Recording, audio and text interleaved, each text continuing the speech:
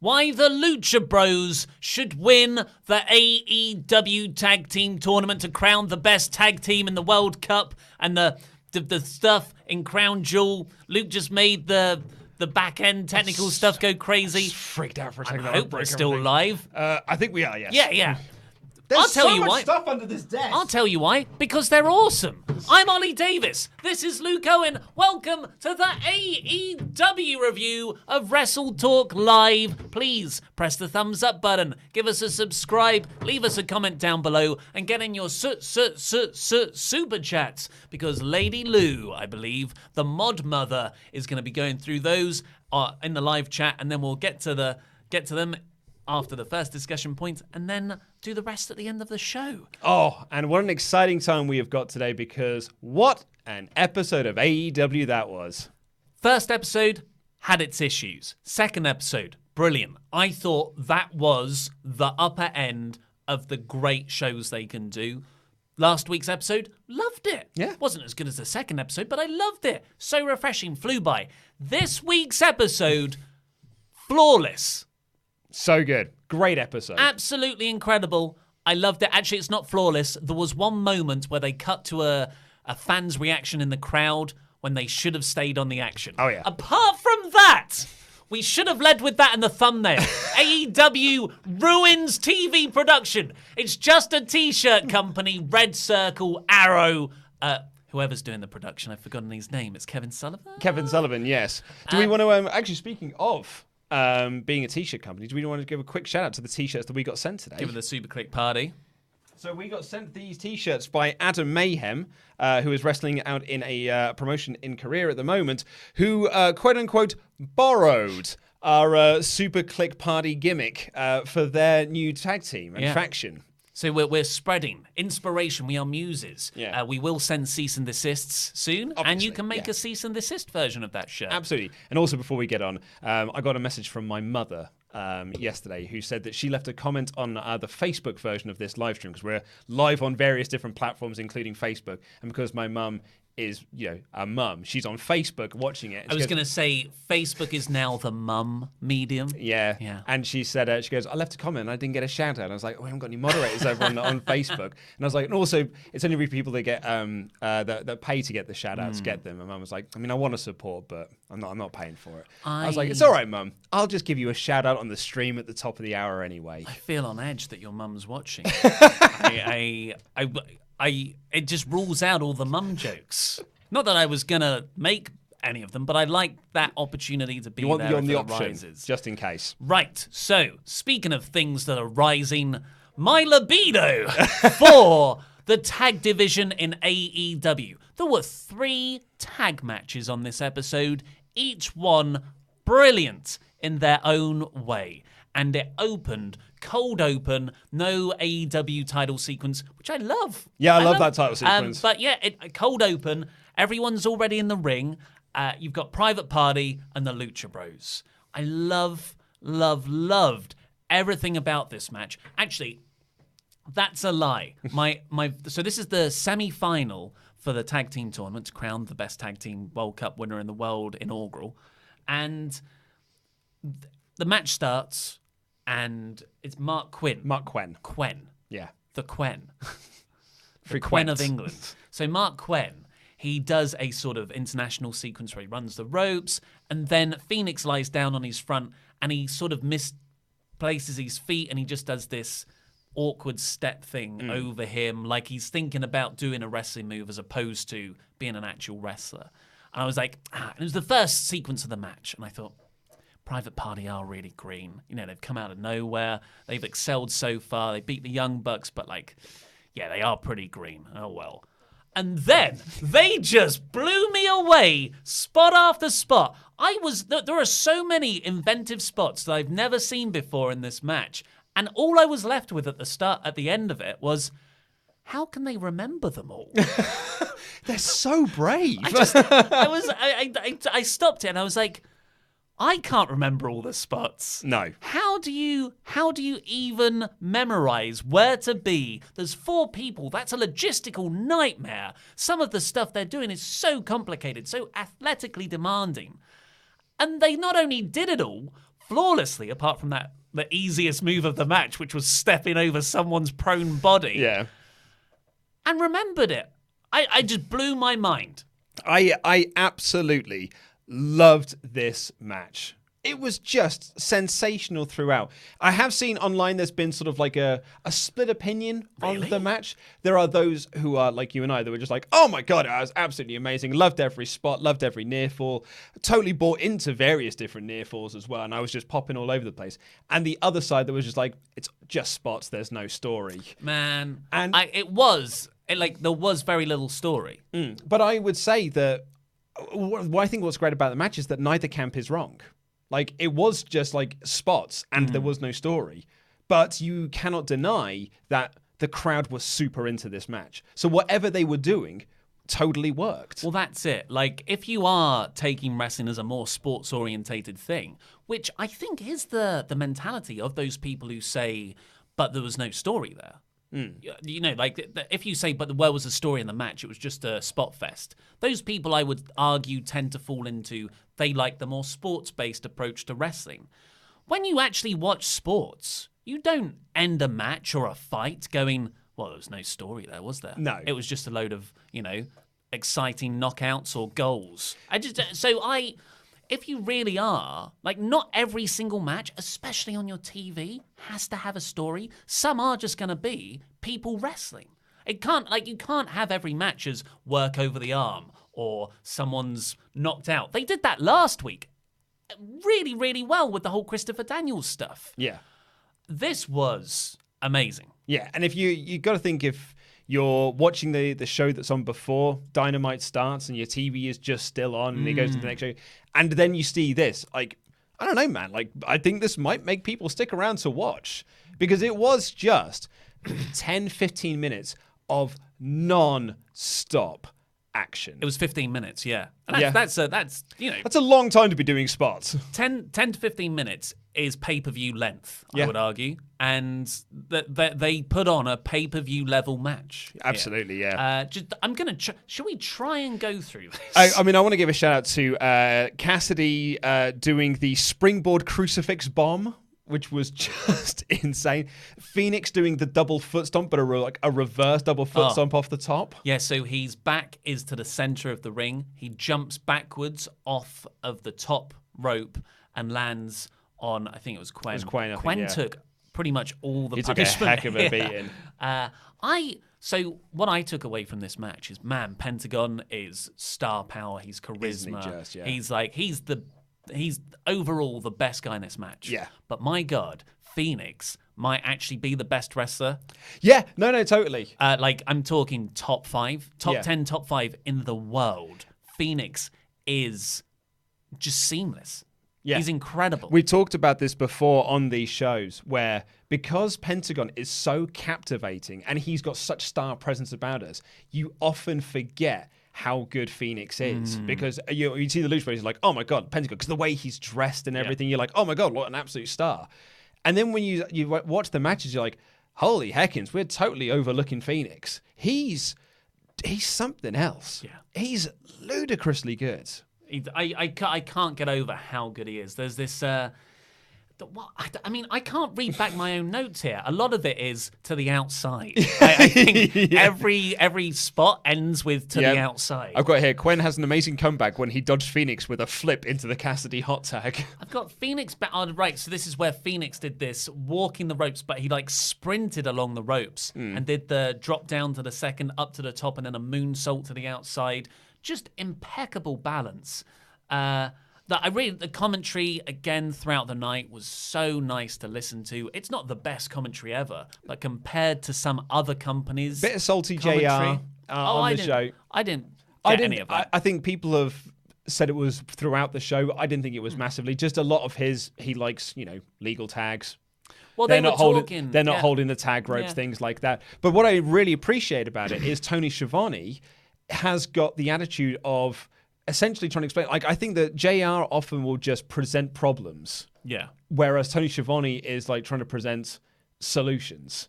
So like JR was like, they're not holding the tag ropes, they're not tagging in and out. And Shady was like, well, they wrestle in Mexico where they have different rules. They're not sometimes it takes them a little while to get used to an American style. So he's there presenting a solution where JR is presenting a problem. And I think the only reason I wanted to bring that up is because this week's AEW Dark was done by Excalibur and Taz. And it was night and day in terms of the Dynamite presentation and what they were doing on that episode of Dark. It was fantastic. Was it really? It was so good. Excalibur's a brilliant leading commentator. Yeah. Taz is a fantastic color commentator. And Taz sounded like he was having the most fun. And it really helped the fact that the main event was the Young Bucks, Cody and Dustin versus Private Party and Strong Hearts. And it was the most house show main event you've ever seen. Like, including a spot where Dustin was doing power slams to everyone. But when it came to Cassidy, he got blown up. Yeah. And so he's like, oh, stop for a second, will you? So he can catch his breath. So Cassidy let him say, and he goes, are you all right? And he's like, yeah, come on then. Ducks a clothesline, power slam. Really absolutely good. Fantastic that stuff. That is so house show. I just... and the crowd was so into this. My favorite spot of this match, but somehow... wasn't even my favorite spot of this whole show. There is something in the Dark Order match that just blew my mind. So Quen gets Hurricane Rana'd by Phoenix off the top rope, I think.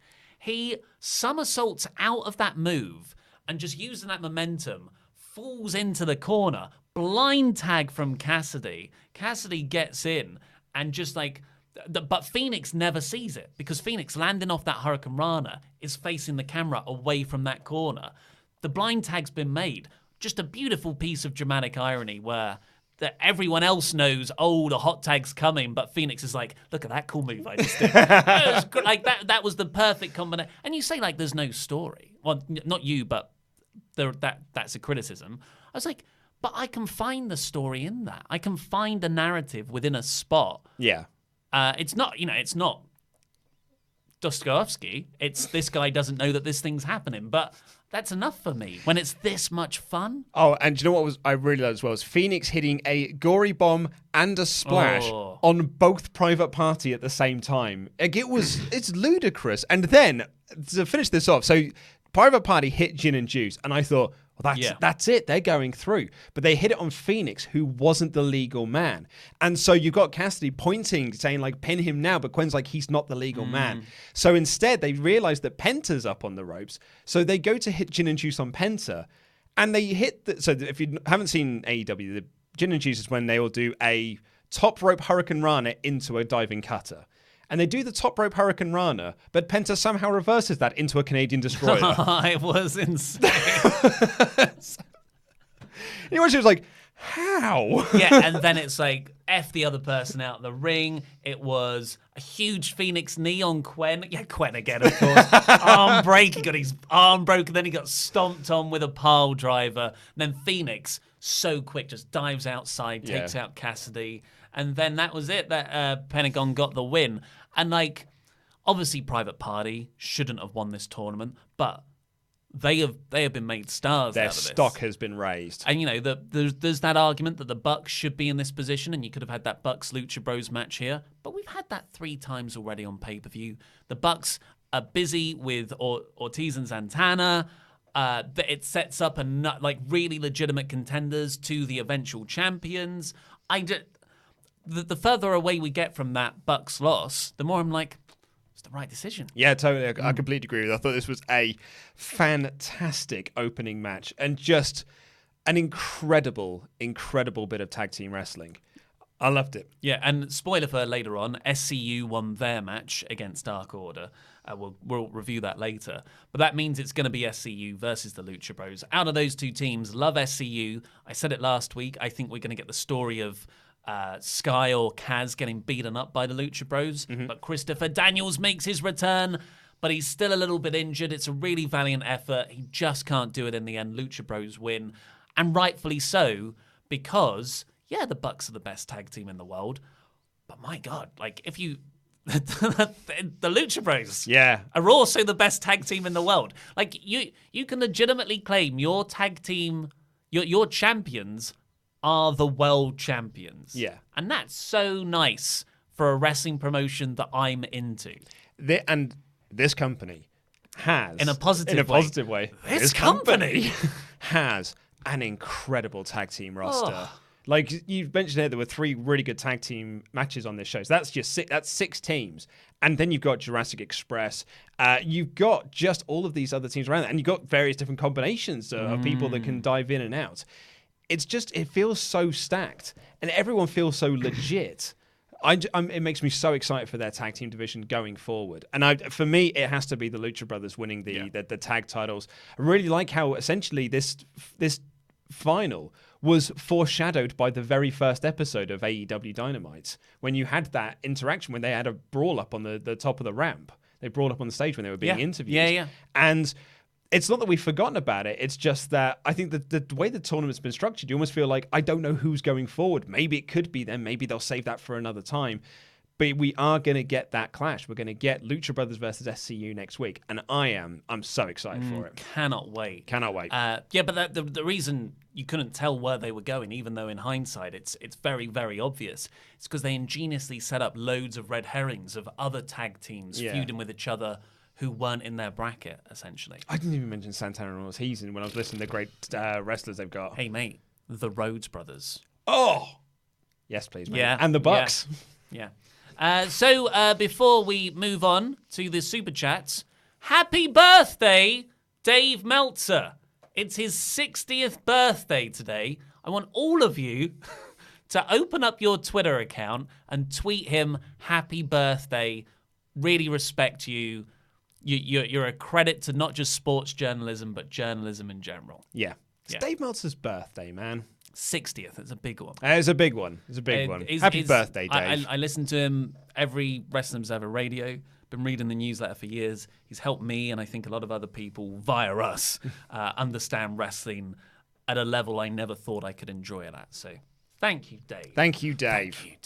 And also, I'm going to be at Ring of Honor tomorrow night in York Hall. Me, Laurie, Pete, and Andy are going to the Bethnal Green York Hall Ring of Honor show. We're going to have Dalton Castle and Matt Taven, most likely, in the studio tomorrow with me, because Luke's off to Japan. We're going to be doing some crap gimmick stuff there.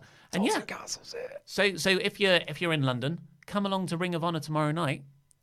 We'll have a drink. And we have got, I say we, because I'm not going, sadly, because I am off to Japan. But it has got an incredible match on that card that pits 2 of WrestleTalk's faves against each other for the TV title, where you've got WrestleTalk fave, Joe Hendry, genuinely one of the nicest people I've ever met in my entire life, versus other WrestleTalk fave and the king of beer pong, Shane Taylor. I don't know where my allegiances lie in such a match. Going with Shane. Shane. The Super Chats. Oblivious Carrie writes, best tag team in the world. Wait, Lucy's Bros exist. Lucy's Bros. Is that a typo? Should it be Lucha Bros? Maybe. Yeah, maybe it has unfortunately been auto-corrected. Matthew Shiel, Private Party are my favourite team in AEW. I can't wait to see them win the tag titles down the line. I was so into the near fall after the Shooting Star Press. Shooting Star Press. It gets so much air. Incredible amount of air. Ryan Kester, I'm one of those that prefers more story and selling in my matches. The opener felt like an impressive fireworks display, tons of fun to watch, but I would never say I was emotionally invested. Yeah, I totally agree with you. Not like a bad opinion. No, absolutely not. I feel like you got that elsewhere. That's the mark of a really good wrestling show for me, that you can have this style of match, this style of match, this style of match. Yeah. I had an impressive... I shouldn't use the word impressive because that sounds a bit big-headed. Fireworks display at my wedding. It was one of my favourite moments of the entire night. There was a lot of story and substance elsewhere on that day, but I remember that fireworks display so vividly, and it being one of the best moments of the entire evening. You know, when that happened, my lady partner always brings this up. I was so hammered at your wedding. Were you? You hit it so well. Me and Laurie were just watching these amazing fireworks going, they're not all that. and my girlfriend always says, you were so nasty because those were really good fireworks and you were saying it so loudly. Where in my head, me and Laurie are just going, they're not that when we knew they were. So I always feel a bit bad. Oh, it's okay, man. And just one more on the other side of the tag division, the SCU Dark Order match. From Tim Arndt, there were 2 tags in the Dark Order match that the ref didn't see, but let the match continue anyway. Yes, it did bother me, and yes, I am that pedantic. It's JR commenting here. Tag rules. Why are we even bother having tag rules? Well, we'll get onto that match very shortly, but first, Wardlow's coming. Wardlow is Statler and Wardlow. They haven't forgotten about him. He's coming. Coming hard by the looks of it. Oh yeah, I mean he is. He's looking ready to explode. He's coming that much. He's been pumping it up. Oh yeah, pumping up, training, working his way up to his eventual climax on the main roster. He's going to debut. Yeah, he's going to debut over all over AEW. Yeah. So he's a big guy. It was just a little VT. This is the first we've seen of Wardlow since All Out. Since All Out, when they did that sort of, he beat up some guys in a car park. That final fight sequence that they did. I thought that it was interesting. There was no mention of what seemed to be his female manager in that clip. It was just him training at the gym. The guy's very physically impressive. And at the end, it just says #Wardlow is coming. That made me laugh because I think Wardlow's a kind of silly name out of context at the moment. And it said coming. So, but that, until I see him in the ring, I can't say anything. And I did notice actually there was a guy in the front row who was wearing a Wardlow t-shirt. So I've not seen anything of him. I might check him out on the old YouTubes before I get there. But when I did see him on screen, my first thought was like, you just couldn't get Brian Cage, could you? They do need like that sort of spot in their roster is missing, like the huge muscle guy. Yeah. So it's a smart move. Right, so SCU versus the Dark Order, the second semi-final match in the tag team tournament. And they do a recap of the SCU and Christopher Daniels getting beaten up last week. And then, very smartly, they do a recap package of Dark Order, which was a lot more about just reintroducing them, I would say. Because and the creepers and all that sort of gimmick, The Dark Order Act has not been a success on any of the pay-per-view matches. And I think AEW know that, and they haven't really showcased them on TV, but they've sort of booked themselves in a corner where they got this automatic buy into the semi-finals, just like the Librarians. Yeah, and the Librarians they were on AEW Dark this week, but they were getting quite good heel heat from what I can gather, and people have tweeted me saying, like, apparently the heat for Bates was so much that they couldn't hear what she was saying.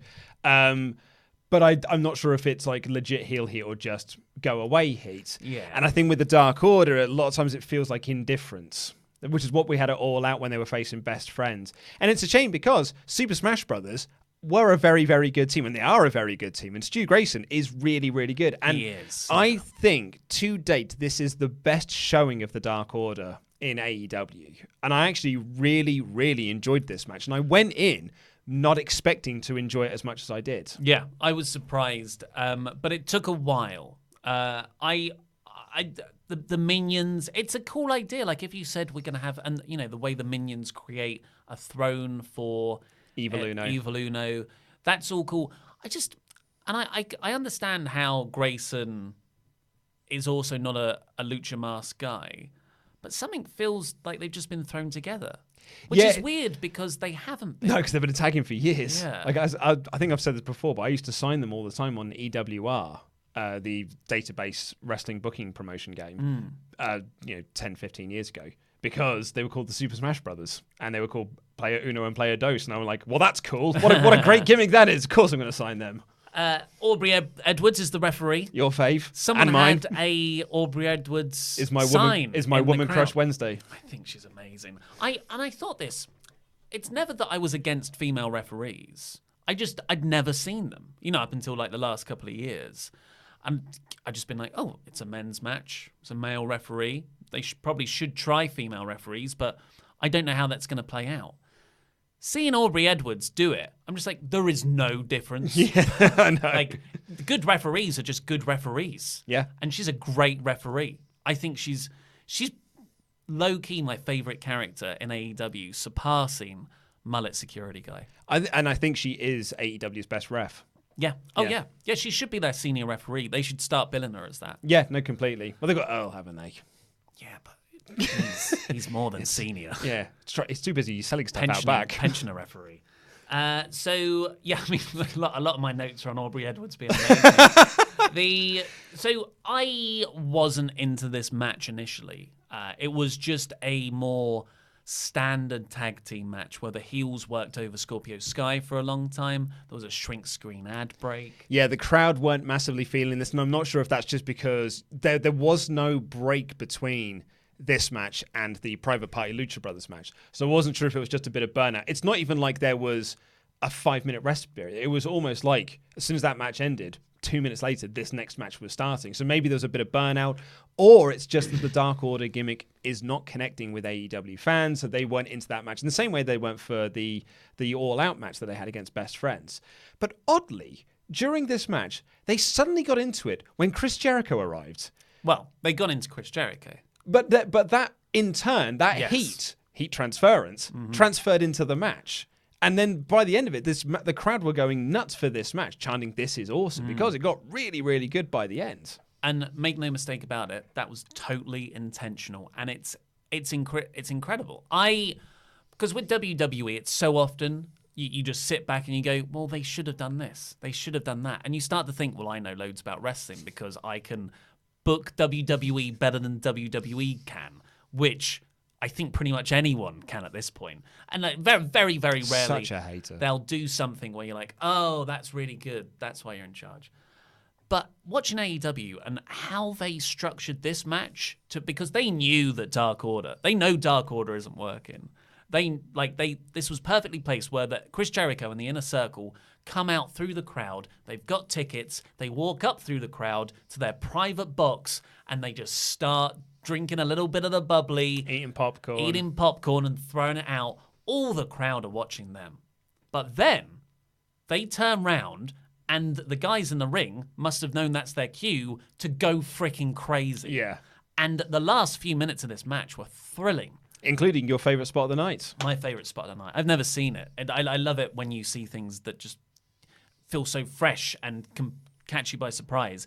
It's that spot that you've seen a million times. You whip someone into the corner. It was Grayson whipping Sky into the corner, I think. He runs over at Sky and hits a knee or something, immediately turns his back on him, and usually you run back into the opposite corner and do a run-up to do that move again, but the guy follows you, so you don't know he's coming, you turn around and he gets you. Seen it a million times before. It's a good pacey little sequence. But so Sky's chasing him back, instead of doing the usual, I'm into the corner, I'm going to run back at you move, Grayson just dives over the ring post in one fluid motion and takes out Kaz on the outside. It was nuts. And that just ramped everyone up a notch. I was enjoying Grayson in this match anyway. Yeah. Evil Uno, I'm not particularly fussed about. I don't quite get him.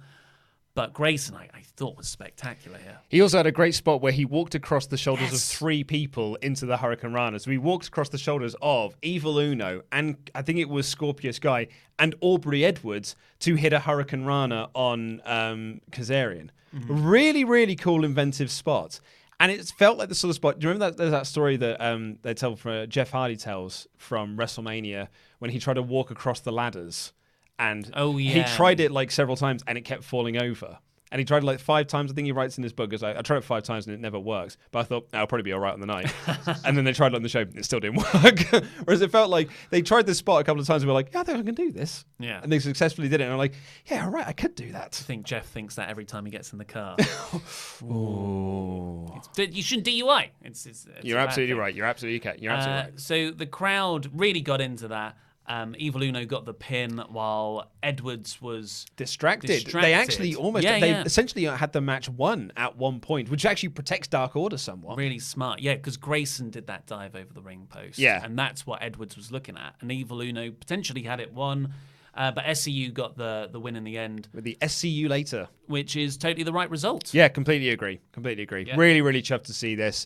I very much enjoyed it. I wasn't expecting to, and I really did. Yeah, really, really, really good.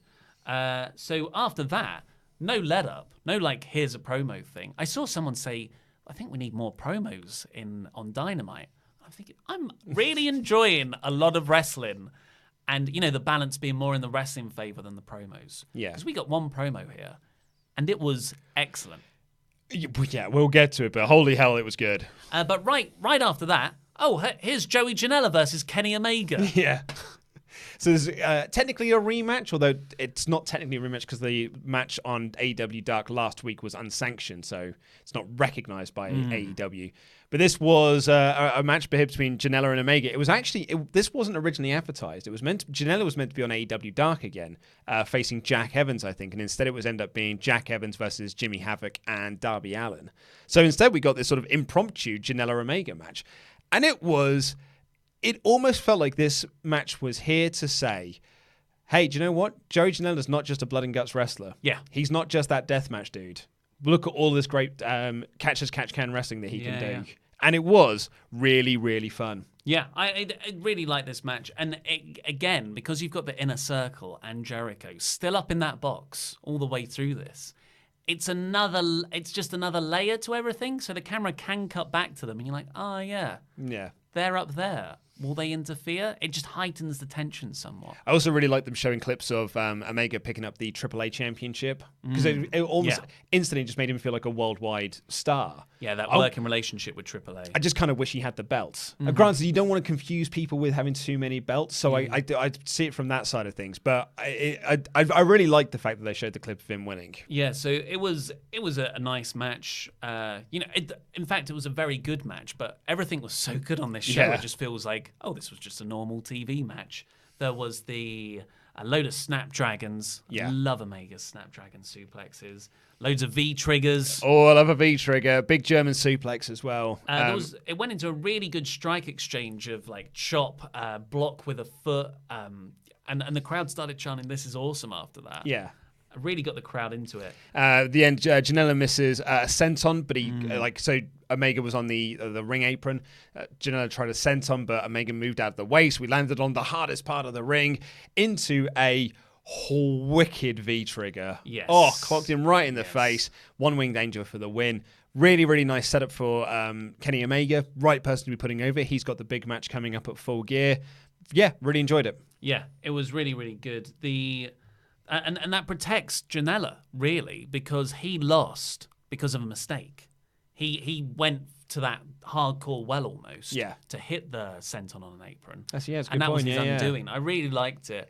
And the crowd went mad for that one-winged angel. Yeah. Just shows how protected that move is. What I really liked about this, and I think this is the secret going forward, we were talking last week about, what happens when there's loads of... those win-loss records get really high. Too high, yeah. So you in a couple of years' time, you got a 50-92 record. Yeah. It's gonna become weird. And here they said that Kenny has improved his 4-3 record, lost 4, I think, 1-3, to a 500. Yeah. Which is the baseball terminology. Yeah, okay, yeah. So you essentially just turn it into a fraction, basically. Yeah, it's a fraction or a percentage. Yeah. And I'm like, that's how you do it. Yeah, that's really smart, actually. That's a really, really smart way to turn it around. Yeah, because then you just it's always, over time, that number is going to become a real good indicator of their overall thing. Really, that's how you do the records going forward, I think. I didn't hear that, so that's actually really good. And just Kenny immediately goes to the corner for the water. Just nice touches, makes it feel more sports-based. And just to further put Kenny over, as if, we're not the only people doing this, of course, but that man has got so much star presence about him. When he makes his entrance, he is treated by AEW fans like the second coming of The Rock. Yeah. And he just feels like such a major deal. And he's one of my favorite wrestlers at the moment, because when he makes his entrance, I'm like, I can't wait to watch him wrestle. I just can't wait to see what he's going to do next. I think he's so great. Yeah. So I just remember we didn't tell people earlier that the NXT, we did discuss it last week, but I think it might have been lost in all the schedule changes and sort of, new babyface turn, hopefully, for WrestleTalk. The NXT ramble is going to... NXT. Old branding. The long Come back to haunt you. NXT review with Laurie and Pete is going to go up on Sunday, just because it's too much. It's too much for one day. What we looked at is we looked at the numbers and the figures and feedback we had from people, and particularly this was evident last week where it just got lost in the shuffle, and what we decided was that it would go up on the Sunday because that also allows everyone to have watched it. Because when we do it on the Wednesday, we do it on the Thursday rather, not everyone will have had the chance to see it because it's not available on the network or anything like that. I actually forgot about that. I went to go watch it on the network this morning. It's not there, And I turned to Pete and I was like, Pete, why is NXT not on the network? And he was like, think about it. I was like, oh yeah, of course.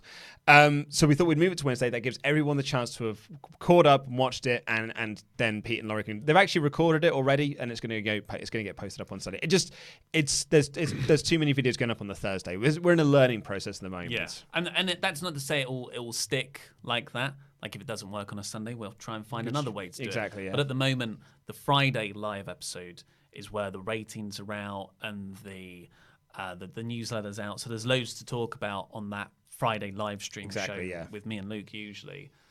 So yes, it's we couldn't do Friday. Obviously, we can't do Saturday because SmackDown. So Sundays seem like the best way. I'm just checking the chat to see how people are reacting. A lot of people are like, "Oh, Sunday." Yeah, but we'll see. We'll see how it goes. We'll see. We're going to try it out, but like going by what's happened for the last few weeks, it just gets absolutely buried, and it's not fair on the people that want to see it. They don't get a chance to catch up with everything. They're also telling me now he is 4-3. He did have a 500 record, but still, I think percentages, baseball style is the way to go. Let's see. Good updates. Look at them more. Sunday too late. Sunday is fine. There we go, because no one cares anyway. That's harsh. Sunday is good, someone said. There you go. It'll be up at 2 p.m. on Sunday, Pete's telling people. Cheers, Pete. Right, so let's get back to... Because we've got a cracking angle to talk about here. This was perfection. And again, we say it every... Cody is the biggest babyface in the planet. We've recorded our WrestleTalk After Dark Patreon podcast, and someone asked us like, "Who's your favorite current wrestler?" I think it was from Evie Duran, and you said, "I think it might be Cody." It's Cody, the biggest babyface on the planet at the moment. He came out for a promo. Tony Schiavone's in ring to do this interview, and he's trying to make a big announcement either about Full Gear or about their match at Full Gear. But he's being drowned out by so it's the goose from Untitled Goose Game, just all this honking. And they cut back up, and it's the Inner Circle with their little air horns acting like complete dicks. And Cody, he sort of like goes to threaten them, and Jericho's just like, "What are you going to do? You can't come up here. You can't come up here and fight me." Cody grabs the microphone and he says, "This isn't like the wrestling company we came from. I can step through this. This isn't an invisible wall. I can just go up there and fight you right here, right now." Yeah. Which was such a... I mean, I know people don't like AEW, even mentioning WWE. I thought this was a really good way of doing it. It did have more of an impact this way than if he didn't say it. Because if he just stepped through the ropes and starts to walk up there, and you're like, okay, that's cool. But because he framed it in a way of, no, we are a real living thing. We're not breaking any fourth. Well, we are breaking the fourth wall because that other company does run their Denver Broncos. That other company does run their promos as it, completely scripted. They're just talking to the camera, and that's a huge criticism about it. Like the live audience is just there to provide noise, not something to actually be interacted with and entertained. Now these days, I would argue.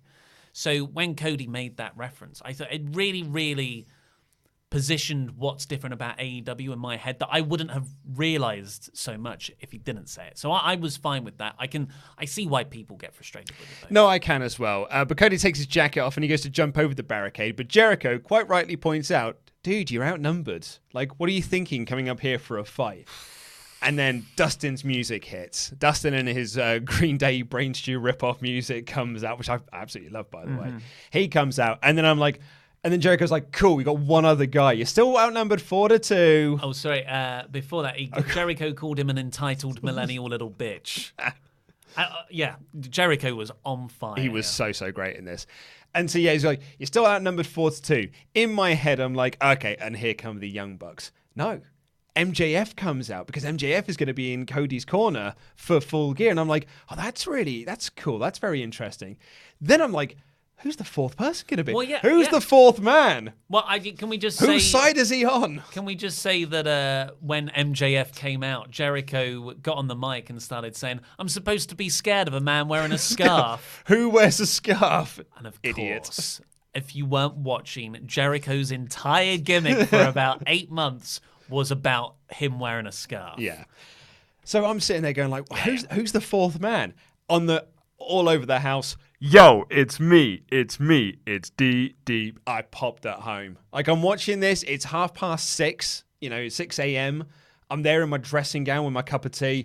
I almost jumped out of my seat. Excited, yeah. So excited when DDP came out. Dude's in incredible shape. Yoga. And it just makes sense because he's always been part of that Nightmare Family setup. And he was in the video package last week when they were talking about Cody and his drive. So him being on their side was just like awesome. And then the four of them just all get together. They charge up. I was so amped for this.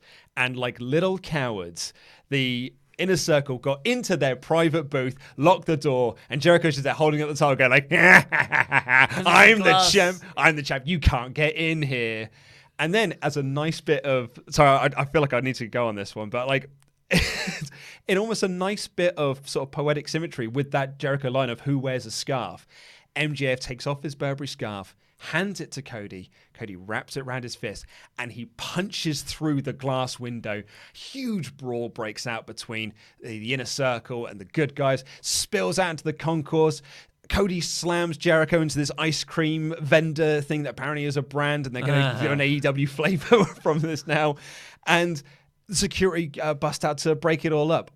I thought this was absolutely awesome. Yes. It was just everything was so well placed and thought out. That when MJF started taking off his scarf to give to Cody, that's so good. Yeah. It's just so good. I'm kind of at a loss for words, but it's such a nice detail. And it ties into the Jericho scarf line that ties in with Jericho's history. That's just also a cool, badass moment for Cody to break through. It's an ingenious little spot. And you talk about the first match lacking story. In one gesture of handing over a scarf, it's not just someone handing over a scarf to give someone something to punch through a glass window with. There is 3 years of context around that action. I loved it. It's might be the most effective angle AEW have ever done. Because even the Moxley debut, which was really, really exciting, like I found this more rewarding. As a sort of overall thing. Yeah. As opposed to whereas the Moxley debut was shock, cool. And quite, not superficial, but it was more up there. But this was a more complete emotional fulfillment. I saw someone describe this on Twitter as it's the best booked heel versus babyface storyline of 2019. And it's all in the simplicity of it, is that Cody is the good guy, Jericho is the bad guy, and they are going to fight for this title. I didn't think, when they announced it, because they announced the match before they started doing all these angles, I was not really into the idea of Cody versus Jericho. I was like, nah, you know what? I've really enjoyed every Cody match in AEW. Like, don't get me wrong. But it wasn't a match that got me excited. But with all of these angles, they have just done everything they possibly can to get me more and more and more and more excited for this. And it's now my most anticipated match on the card. A card, by the way, that has the Young Bucks versus Santana and Ortiz. Like, I can't wait to see that match. But holy hell, I'm so excited for Jericho Cody. I'm sliding this proposition over. Yeah. DDP's going to have a match eventually. Oh, yes. Yeah, I think so. Double or nothing. I think, he's in great shape.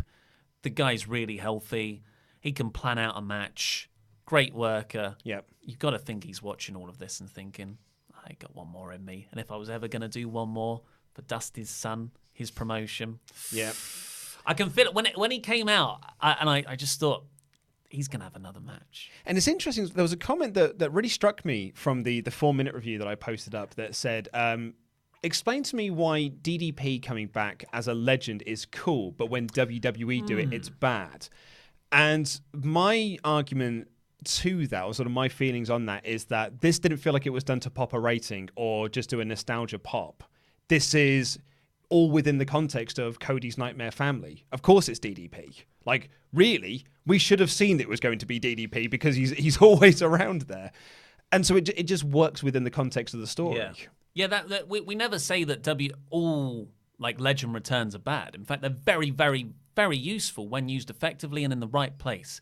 But the other company doesn't often do that. Yeah. I can't. Goldberg worked magnificently. That's a great example of it. Goldberg works so well. And even this year, like 2019 Goldberg for that SummerSlam thing, like, was that the most effective use of a Goldberg return match? I'm talking both SummerSlam and Saudi Arabia. Hey, Ziggler won the Raw Tag Team titles off the back of it. I would say no. But that 2016-17 feud with Brock Lesnar, I think is the sort of pantheon for how to do that. Yeah. This worked really well because, like you said, served the story. There was loads of context there. There's a reason for him being there. And at the end of it, DDP was a major factor.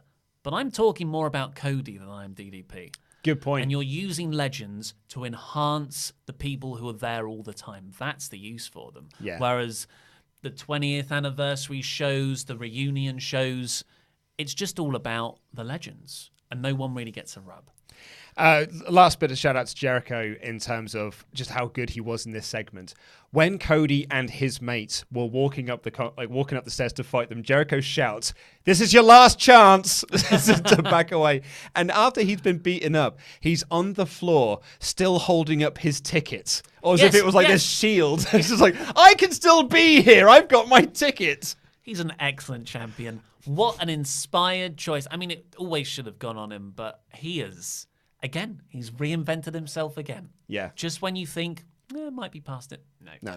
I'm gonna stop saying that now. I'm gonna stop. Yeah, Jericho will never be past it. Just give him the benefit of the doubt. Okay. An amazing show so far. How can it possibly get better? You solved the frickin' Orange Cassidy problem. I love Orange Cassidy. Luke loves Orange Cassidy. I think we all love Orange Cassidy. But the wider mainstream audience, my lady partner, for instance, will like him initially because it's a fun, low-effort gimmick, but then they'll get tired of him. You can't have him really wrestle in matches and doing that. It undermines the rest of your product. I'm sitting here thinking, I love Orange Cassidy. How can you use him like this? And to be honest, I haven't thought of an answer. AEW did it here. He's a manager. He is a manager. He's the third best friend. Oh, he's a manager. And he gets in, he stops the Bucks doing their poses, gives them his low-effort super kicks. Oh my God, it was great.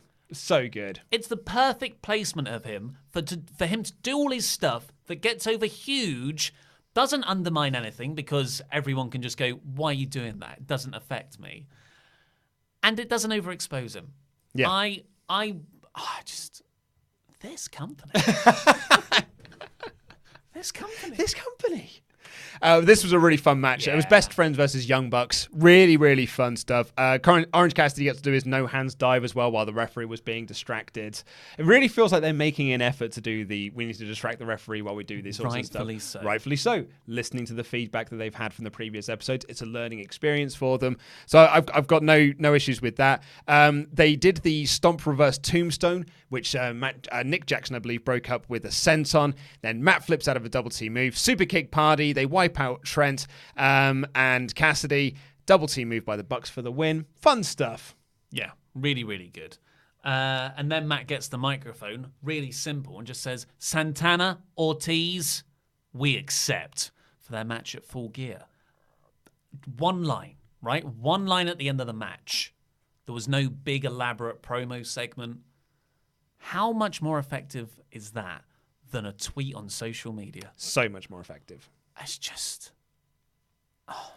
And do you know what? I love it. And I think I've been conditioned as well. When they were running down the card for Full Gear, I was surprised that, they called them LAX then, Santana and Ortiz versus Young Bucks was not mentioned. And I was like, it's really weird that they've not mentioned that. And that's because it had aired before they'd accepted the challenge for it. I guess I'd just been conditioned to, it had already been announced. It had probably just been announced on social media and I'd missed it. Yeah. After this, we got Britt Baker versus Jamie Hayter. Hayter. Who, she does wrestle as Jamie Hayter elsewhere. I've seen her. She's British. She's wrestled for Rev Pro and Eve and I've seen her quite a few places actually. But she was against Britt Baker. Britt Baker is to me a bit one-dimensional. I've got a, she's a dentist. That's a big part of her gimmick. She is. I think something's pushing me away because I'm like, oh, but you're a professional athlete. Dentistry isn't like a hobby. So that implies dentistry, you spent all that time, like 6 years of school and then like doing the practice and everything. So wrestling was your side hobby. Yeah, it's your side gig. And you're not presented in that way. You're not presented like this person trying to live their dream. You're presented as like, no, you're one of the best wrestlers that we have in our division. And that's a bit of a disconnect for me. I feel you.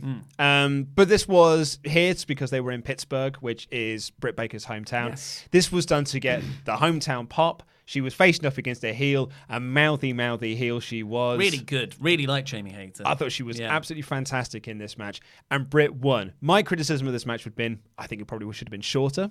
Mm-hmm. I think that the idea of this was to get like, hey, look, it's the Steelers' hideously monstrosity of a mascot that was just, it was really, really awkward. But like it got the big hometown pop and the hometown crowd were into everything she did. They did the yay boo spots and everything like that.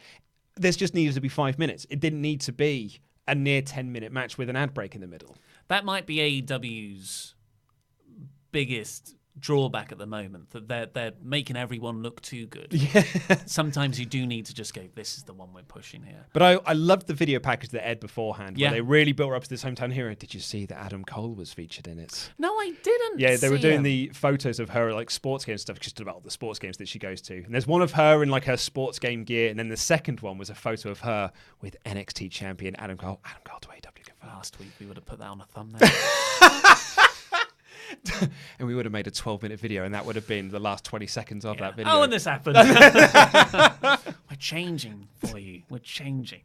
We're just news just in from Randy Andy Datson. Actually, I would argue the biggest. This is why I got a little bit distracted when I was talking about the Steelers. I'm going to assume it's a Steelers mascot because I saw what Randy was typing, and I got a little bit lost with what I was saying, but.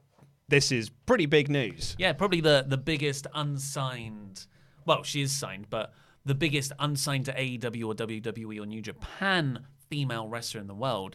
She's extraordinary. She's like, she's so good. She's fighting for the X Division title and Impact. Tessa Blanchard is reportedly done with Impact Wrestling. It's a huge loss for them. And actually, that is... surprising as well, because I think a lot of people, me in particular as well, and like going by the Wrestle League feedback that we had, everyone was predicting that Tessa was going to win the X Division Championship at Bound for Glory on Sunday. Sami Callihan was going to win the Impact World title from Brian Cage. Tessa would then cash that in as option C, and it would be Tessa versus Sami for the Impact World Championship, which would have been huge for them, especially as they've now onto Access, and there's a bit of like a real upswing for Impact at the moment in terms of momentum. And they've been a real big proponent at the moment of intergender wrestling, or Sami Callihan called it on the podcast interview we did. It's just wrestling. Like, I don't like using the term intergender wrestling. And it would have been a really, really big thing for them. And she was like one of their most pushed stars of this year. To lose her just at this point, that's a real big blow. But you've got to imagine. She's incredible. You've got to imagine if that's true, that AEW are looking to get her. Because apparently Tenille Dashwood is, she's not working Impact Bound for Glory. So they're probably after her as well. And I think actually, I can't remember, I think it was... WWE are going to fork out big bucks. Absolutely, so I wouldn't be surprised if she goes to WWE. Yeah, I'm pretty sure it was Britt Baker who said it after All Out that expect to see Tenille Dashwood back in AEW. So we could see both them jump over from Impact. But her dad is in AEW. Tully, yeah. Maybe that's a connection. Yeah. We've got to move speed on because we've got 2K20 stuff to film after this. So yeah, after this, Jamie Hayter was just barely started an interview with Jen Decker backstage when Brandy Rhodes just jumped her from behind, turned around and just went, to Decker, yeah. So I'm not getting on with the Brandy character at the moment because she's such an evil heel in the women's division, but the biggest babyface when she's by Cody's side. So I actually read this as a babyface act because Hayter is most definitely a heel. Apparently, they had a feud somewhere else. Stardom, I think it was. Yeah. And actually, the intro, I wanted to mention, actually, the commentators really put over why this match between Britt Baker and Jamie Hayter was happening. Is that Hayter is B. Priestley's partner in Stardom, which I thought was a really nice touch. And interesting considering Bushiroad, New Japan's parent company, bought Stardom last week. Don't know what's going on with Brandy there. I don't know. We'll see what happens. Yeah. Give them the benefit of the doubt. And the main event... Oh, it's only Mox versus Pac. And do you know what? When Mox, I talked about sort of that superstar presence that Omega has when he makes his entrance. When Moxley makes his entrance, I'm like, dude's my favorite wrestler. Like, he's so good. And his entrance is so good. His presentation, totally. And just the idea, the hint that he might cut a promo, I'm so personally excited about. Yeah. When the bastard Pac interrupted that entrance with a chair. I was genuinely annoyed at Pac.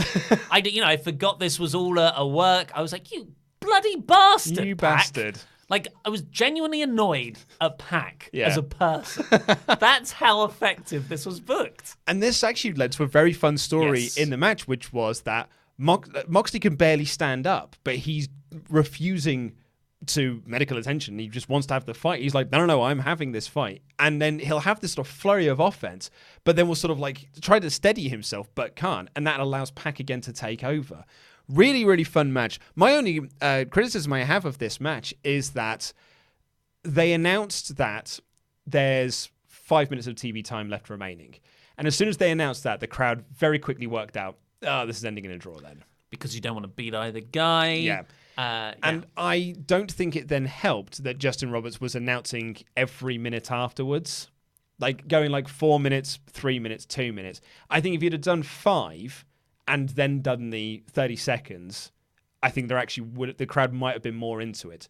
But I will say the crowd did actually at one point think we were going to get a finish to this match. I liked it.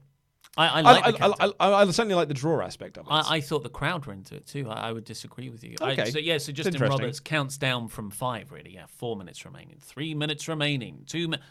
I thought every time he did it heightened the tension. And I expected it to go to a draw, but I did not rule out the possibility of a last gasp 20-second to go win. And yeah, you're right, that's what happened. There was a missed black arrow off from Pac with 1 minute remaining. And when he does that 1 minute remaining, the whole crowd are like... That's it. The 1 minute, I think, actually, yeah. So, yeah, to go back on my point, actually, the 1 minute was a really good call because the crowd were amped for that final minute. But I think that I get what maybe 4-3-2 was overexposure. I personally really liked it. But then, Mox hits a DDT. The paradigm such shift, a limp DDT. It was hardly... It didn't get him up at all because he was out on his feet. The crowd go nuts, but Mox cannot make the cover. He finally gets the arm round. Roberts is counting down like 10, 9, 1, 2, kick out, and then it's a draw. And the crowd are like, boo. But I felt like they were booing the kayfabe authority, as opposed to the promotion. Absolutely, yeah, no, completely, yeah. And that's what I was angry. The rules we live in. Exactly, here. But it makes me now want to see it on pay-per-view, where we might not have to have that time limit against us. Yeah, totally. Look, this is the way wrestling has always been done. You have these matches, you don't have clean finishes on TV, and you build to the clean finishes on pay-per-view. It makes you excited to see a fuller version of this match. Mox was out on his feet for all of this. I want to see a match where they're both raring to go. That's how you build wrestling matches and big marquee events. So for me, at least, that's what I subscribe to. So I thought this was really good. And the way they got a little pop at the end, so you're not going off with boos, was Mox was screaming, screw your time limits, just turns around, kicks the ref, DDT. His selling of the draw was exceptional. Yeah, the way really he liked was it. Storming round the ring, desperate to get... I thought it was absolutely terrific. I thought it was a really, really cool finish. On the fight network, Fight TV, yeah. there was some more stuff that wasn't shown on TNT, which was Pac was trying to Pillmanize Moxley. Omega ran down to make the save. Hangman Page came down to get involved, and Hangman Page challenged Pac to a match at Full Gear. The match that was supposed to happen at Double or Nothing way back when. Yeah. Looks like it might be happening in November now. It's like live shows actually matter. Yeah, because they had the TV one on Dynamite, but that still felt like there was more to be had. So I thought it was...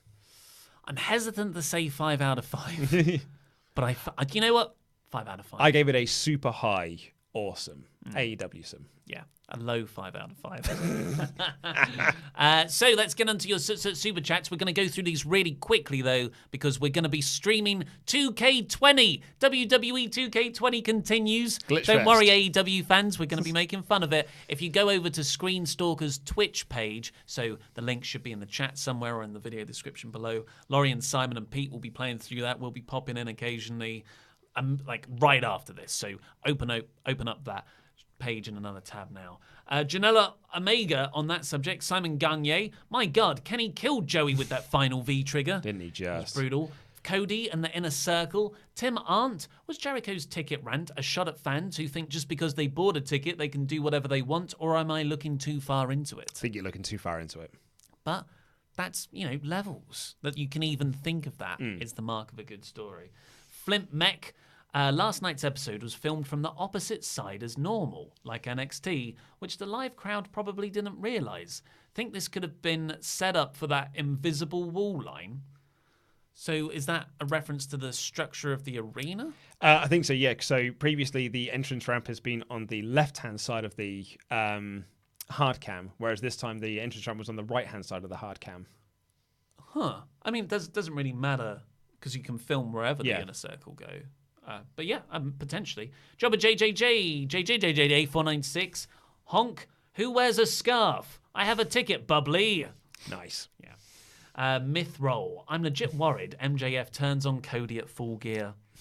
A+ story. It will be an A+ story if they draw that out till May at the earliest. I was going to say, what I'd like to see is Cody MJF at All Out 2. That's kind of where I'd like to see it. On the subject of Britt Baker and Brandy, what is the deal with Brandy on this episode? That's from Malabar Mabadapudi. Yeah, we spoke about it a bit. It's got to be building off that Stardom feud. I didn't know that. I just found that out afterwards by reading online.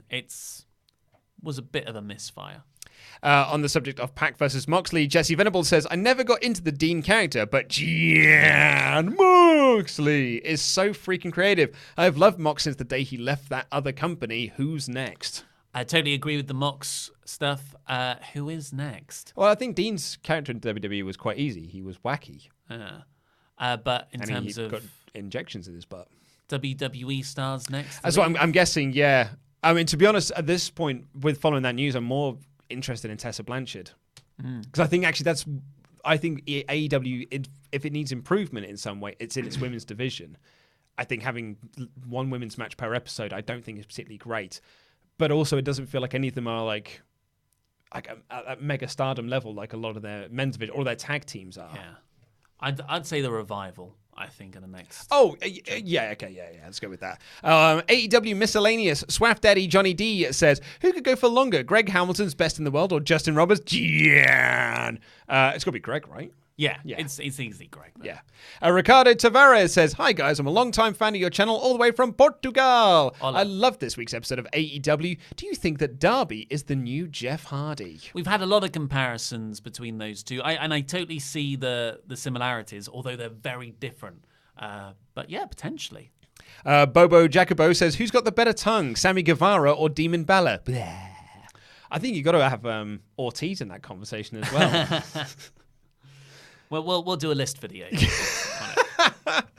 We'll get someone called Adam to host it. Flip Mech says, probably more so than Full Gear. I'm really excited for AEW's first go-home TV episode.